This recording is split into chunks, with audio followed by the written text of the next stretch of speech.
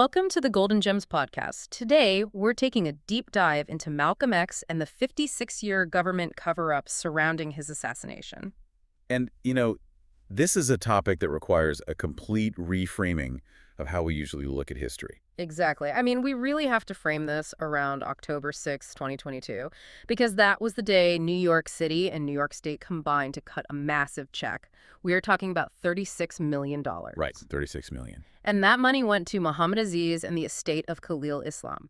These were two men who spent literally decades in prison for the murder of Malcolm X, a murder that the state always knew they did not commit. Always knew. And, you have to understand a crucial reality about how power operates here.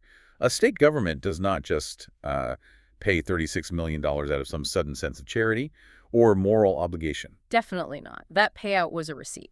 Exactly. Yeah. It's a receipt. It represents this catastrophic, undeniable forensic proof that the FBI, the NYPD, and the Manhattan District Attorney knowingly locked up innocent men, specifically to hide their own direct complicity in the assassination of Malcolm X on February 21st, 1965.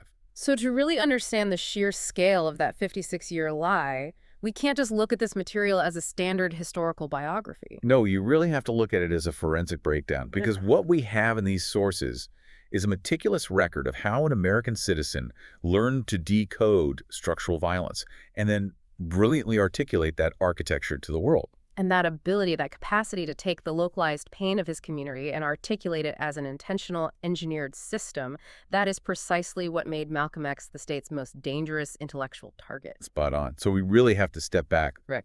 And trace the original blueprint of that institutional violence. Right, because when you look at the assassination in 1965, it wasn't some isolated anomaly. It wasn't just the sudden tragedy. No, it was the final act. The final acts in a lifelong, multi-generational targeting of his family by state and systemic forces. Let's look at his early life. Malcolm was born in Omaha, Nebraska in 1925 to Earl and Louise Little. And Earl was a Baptist preacher, but more importantly, he was a fiercely dedicated organizer for Marcus Garvey's Universal Negro Improvement Association. So he's traveling around preaching black self-reliance. Economic independence. Exactly, Yeah. right in the immediate shadow of the post-Reconstruction era. And the backlash was immediate. I mean, before Malcolm even drew his first breath, the Ku Klux Klan was already smashing the windows of their home, leaving death threats for his father. It's terrifying. And so the family eventually moves to Lansing, Michigan, hoping to escape that localized violence. But they quickly learned that the mechanism of terror simply followed them, because it was systemic, not regional. So in 1929, Malcolm is just 4 years old, right? Right. And the family home is firebombed, burned to the ground. And when the fire department arrived, white firemen, mind you, they simply stood there and watched the house burn. They made no effort to extinguish it at all. None. And then the police subsequently ruled the fire accidental, which allowed the insurance company to refuse a payout. Wow. I mean, that is an incredibly brutal, defining lesson for a child. It really is. It's the exact moment you learn that the state exists to protect the property of a specific caste, not the lives of your family. And that structural abandonment sets the stage for what happens just 2 years later. In September 1931, Earl Little is found dead on the streetcar tracks in Lansing. Yeah, and the physical evidence there is horrific. His skull is crushed, his body is nearly severed in two. And the entire black community in Lansing knew he had been receiving death threats from this local white supremacist group called the Black Legion for years. Right, but despite the obvious signs of a brutal murder, the police officially ruled it an accident. And then, taking it a step further, the insurance company steps in and officially reclassifies his death as a suicide, purely to avoid paying out his life insurance policy. Which leads his mother, Louise Little, a widow with 8 children, completely devoid of resources during the height of the Great Depression. Right, so she is forced to rely on state welfare, and this is where you see the state's agents descend. Yeah, and they do not arrive to help, they arrive to audit.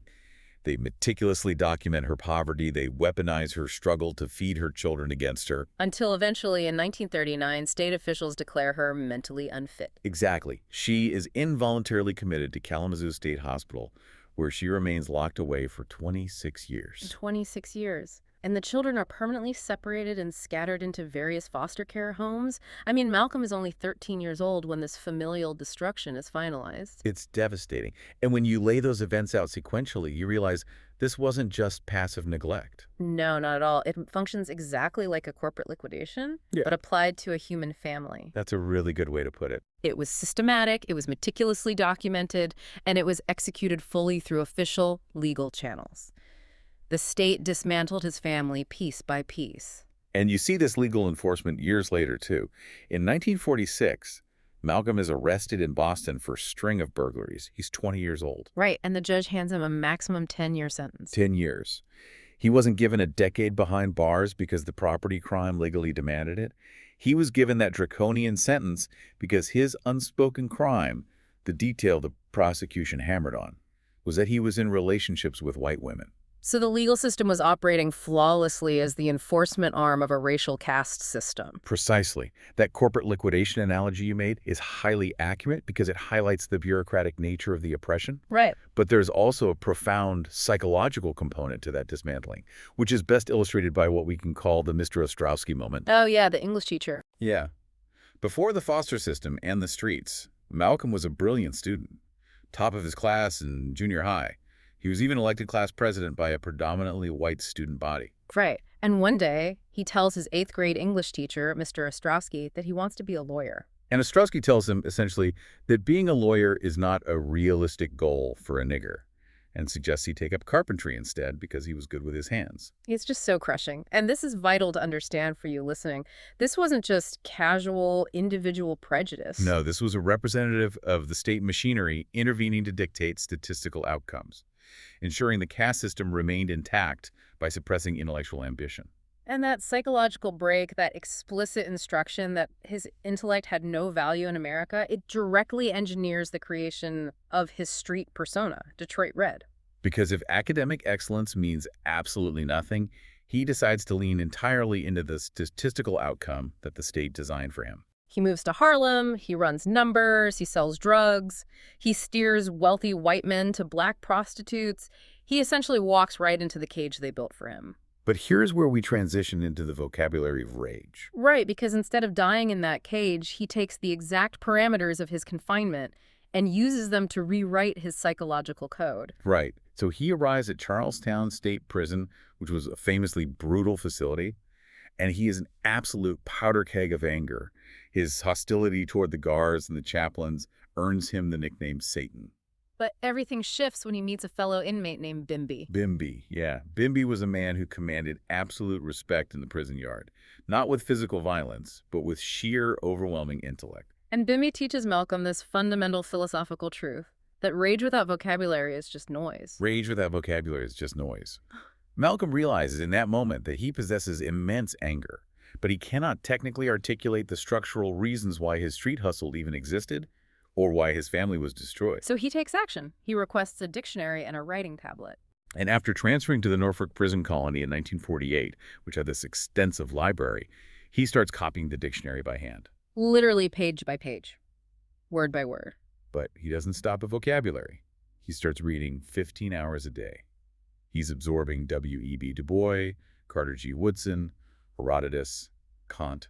Reading until the guards turn out the lights, and then he sits on the floor reading by the dim glow of the hallway light until his eyes physically burn. Yeah. But what exactly is the mechanism here? How does reading Kant or Herodotus change a street hustler? Well, it changes him because he is building a forensic framework. By mastering grammar and history and classical philosophy, he is acquiring the tools to dissect the very arguments used by his oppressors. Exactly. He isn't just learning big words. He's learning how societies are constructed, how laws are justified, and how power is maintained. And around this time, his brother Reginald visits him and introduces him to the teachings of Elijah Muhammad and the Nation of Islam. Right. Now, a core tenet of the Nation of Islam's theology at that time was the story of Yaqub, a belief that white people were historically engineered by a scientist thousands of years ago as a race of oppressors. And as part of joining this movement, Malcolm drops his surname, Little, referring to it as his slave name, and takes the X to symbolize his stolen African identity. Like the X. I really want to dig into this for a second because a lot of conventional biographies frame his time in prison purely as a spiritual or religious awakening. They do, yeah. But considering everything we just mapped out, his father murdered with impunity, his mother institutionalized by the state, his own ambitions crushed by a public school teacher, I have to wonder something. What's that? Did he adopt the Nation of Islam's teachings merely for religious salvation, or was he drawn to the fact that for the very first time in his life, an organization provided a logically coherent, structural explanation for the hell his family had been subjected to? Oh, it is undeniably the latter. The Nation of Islam provided a rigid framework that perfectly matched his observable reality. Whether one agrees with the theology of Yaqub or not, to a man who had seen nothing but systemic destruction from white institutions, a doctrine that explicitly labeled those institutions as engineered oppressors, was entirely rational. And mastering this philosophy allowed Malcolm to completely erase Detroit Red. He was no longer a victim reacting blindly to random acts of violence or street-level survival. Exactly.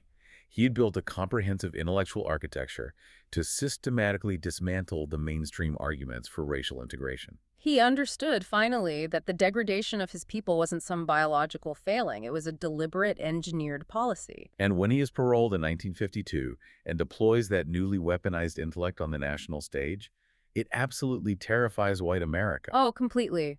By 1960, his relentless recruitment helps grow the Nation of Islam from under 500 members to tens of thousands. And the real turning point of the public eye is the 1959 Mike Wallace documentary, The Hate That Hate Produced. Right. It was clearly produced to portray the Nation of Islam as a dangerous fringe cult. But the unintended consequence is that it gave Malcolm a microphone, making him a household name overnight. Because his rhetorical style was just unmatched. He utilized this highly aggressive form of the Socratic method. He didn't just give speeches, right? Mhm. He asked surgical, trapping questions that exposed the deep contradictions of American democracy. Right. He would ask, how can America call itself the land of the free when 20 million black people are demonstrably not free?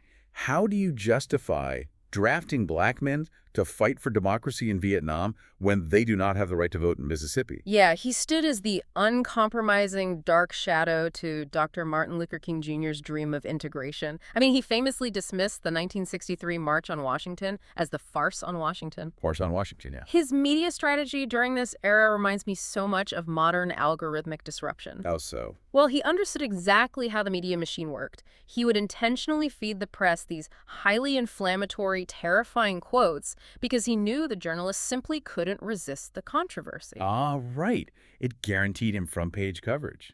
Exactly. He essentially hijacked their platforms. But once he secured that stolen airtime and the cameras were rolling, he would immediately pivot and deliver these incredibly surgical, undeniable critiques of American hypocrisy. That's brilliant. And while he is dominating the airwaves, he is simultaneously building a massive parallel infrastructure for the Nation of Islam. Right. Independent grocery stores, bakeries, and the highly disciplined fruit of Islam's security force. He was acting as the chief architect of black sovereignty. But his uncompromising ethical framework inevitably created a rupture with Elijah Muhammad. Because Malcolm discovered, through undeniable evidence, that Muhammad was fathering children with teenage secretaries within the organization. Yeah, and for Malcolm, who adheres strictly to the moral codes of the religion, this hypocrisy was a severe violation. And the breaking point publicly arrived in November 1963 following the assassination of John F. Kennedy. Right. When asked for comment, Malcolm famously described it as chickens coming home to roost. And that phrase gives Elijah Muhammad the perfect institutional excuse to execute a 90-day silencing order, which was effectively a technical termination from the Nation of Islam. Precisely. And it is vital to impartially contextualize that chickens coming home to roost comment. Malcolm wasn't just being callously provocative for the sake of headlines. No, that statement perfectly encapsulated his unforgiving structural critique of American foreign policy. Right. He was arguing that the climate of global violence, political assassinations, and regime changes that the United States actively promoted and exported abroad had simply inevitably returned to its own soil. And furthermore, this ties into his broader political critique. Malcolm viewed the white liberal co-optation of the civil rights movement as vastly more dangerous than overt conservative opposition. Because, as he famously put it, the conservative is a wolf who shows his teeth, but the liberal is a fox who smiles while sharpening the knife. So his official departure from the Nation of Islam in March 1964 acts as this incredible accelerant for his intellectual growth. Yeah. He immediately founds Muslim Mosque Incorporated and the Secular Organization of Afro-American Unity. But the pivotal moment is his pilgrimage, the Hajj to Mecca, in April 1964. The Hajj changed everything.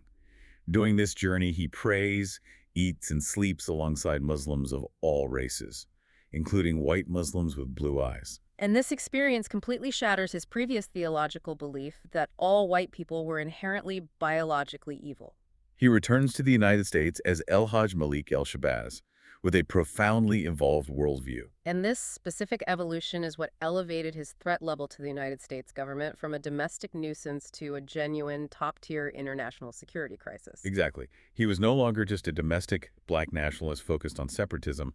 He had become a global internationalist. He pivoted his powerful critique toward global capitalism and colonialism. And most terrifyingly for the State Department, he began organizing a coalition to bring formal human rights violation charges against the United States government before the United Nations. Treating the treatment of Black Americans not as a domestic civil rights issue, but as an international human rights crime. Which puts him squarely in the crosshairs of J. Edgar Hoover's FBI, specifically the FBI's counterintelligence program known as COINTELPRO. Right, which was an illegal, covert operation designed to surveil, infiltrate, and neutralize political dissidents. And alongside the FBI, you have the NYPD's Bureau of Special Services and Investigations, or BOSS-I, which acted as the city's political red squad. So the final year of his life is just a terrifying masterclass in state-sponsored psychological warfare. The pressure is relentless. It really was. On February 14, 1965, his home in Queens is firebombed at 2:45 in the morning. His wife and young children barely escape the flames, and the NYPD barely investigates the scene. They absolutely refuse to offer him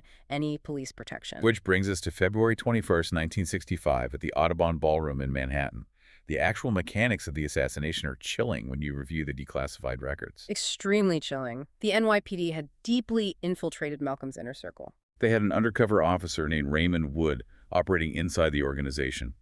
And in a deathbed letter released to the public in 2021, Wood explicitly detailed his orders. Right, he was ordered by his NYPD supervisors to lure Malcolm's key security personnel away from the ballroom. They fabricated a plot to bomb the Statue of Liberty, roped the security team into it, and arrested them days before the Audubon speech. They deliberately stripped Malcolm of his physical shields, leaving him completely exposed on that stage. So Malcolm steps onto the stage at the Audubon Ballroom. Shortly after he begins speaking, a diversion erupts in the middle of the crowd. Two men yelling and scuffling about someone's hands in their pockets. And as Malcolm steps forward to calm the room, three men rush the stage. Talmadge Hayer fires a sawed-off shotgun directly into Malcolm's chest. While two other men fire semi-automatic pistols, Malcolm takes 21 bullet wounds and dies before he even hits the floor. It's tragic. But looking at all of this evidence, a really analytical question emerges. What's that? If the state's ultimate goal was his neutralization, and they had the resources of the FBI and the NYPD focused entirely on him, why did they meticulously orchestrate this vulnerable environment, but leave the actual trigger pulling to members of the Nation of Islam? That is the defining forensic signature of a sophisticated state cover-up. Plausible deniability. Exactly. If federal agents or uniformed police officers pull the trigger, Malcolm instantly becomes a political martyr assassinated by the government, which would likely spark mass, unified uprising. Right. But by allowing existing sectarian violence between Malcolm and the Nation of Islam to take its natural course, while actively removing all of Malcolm's defenses and ensuring the attackers would succeed, the government retains total control over the historical narrative. They successfully framed the assassination purely as a black-on-black religious dispute, entirely masking the reality that it was a state-sanctioned political execution of a global human rights leader. Which seamlessly launches the 56-year lie that brings us full circle to where we started today. Yeah, because Talmadge Hayer is caught at the scene. He confesses to the shooting. He explicitly names the actual co-conspirators from the Newark Mosque. He takes the stand under oath and swears that the other two men arrested by the police, Muhammad Aziz and Khalil Islam, had absolutely nothing to do with it. But the prosecutors ignored him. The judge ignored him. The jury ignored him. Aziz and Islam, completely innocent men served 20 years in maximum security prison. It's just staggering. It wasn't until 2020 that Manhattan District Attorney Cyrus Vance Jr. launched a formal reinvestigation. Right, and by reviewing thousands of pages of FBI files that were finally declassified under Freedom of Information Act requests, they uncovered the devastating truth. The FBI had multiple informants operating inside the Nation of Islam. Yeah, one specific informant, designated under the codename NY3461R, was physically inside the Audubon ballroom on the day of the assassination. The FBI knew the assassination was being planned in real time. They did nothing to stop it. They allowed it to happen. And then they actively, illegally withheld exculpatory evidence that would have immediately exonerated Aziz and Islam during their trial. Which leads to November 2021 when Justice Ellen Babin officially vacated their convictions.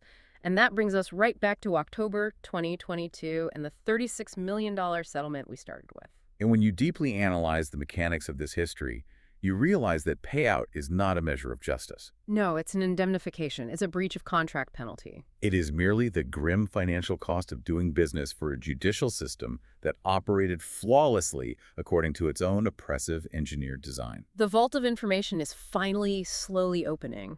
But the institutions responsible for that cover-up remain entirely intact today. They really do. As of February 2024, Ilyasa Shabazz, one of Malcolm's daughters, filed a staggering $100 million wrongful death lawsuit against the CIA, the FBI, and the NYPD. And this legal pressure has forced even more declassification. I mean, documents released just last year in 2025 show the CIA heavily tracking his international movements. Viewing his Pan-African organizing as a direct threat to American foreign policy. We now have over 500 hours of newly released audio showing his final intellectual evolution. But we must critically recognize that the tactics of COINTELPRO didn't magically disappear in the 1970s. Absolutely none. They were simply rebranded and legally codified under the Patriot Act and expanded under FISA courts. Those exact identical mechanics of surveillance, infiltration, and disruption are deployed today against modern activists and marginalized communities. Which makes his legacy profoundly urgent for you, the listener, right now. Malcolm explicitly warned that the media and the state would have you hating the people being oppressed and loving the people doing the oppressing. And as we sit here in April 2026, we live in an era where those exact same institutional power structures control the very algorithms that curate your daily reality. They monitor dissent in real time. So the ultimate haunting question his life leaves us with is this. Have we learned to see the machine, or have we simply been absorbed by it? It's something we all have to ask ourselves. Thank you for listening to the Golden Gems podcast. We'll be back next time with another deep dive. Until then, keep exploring, keep listening, and keep celebrating the power of uncompromising voices.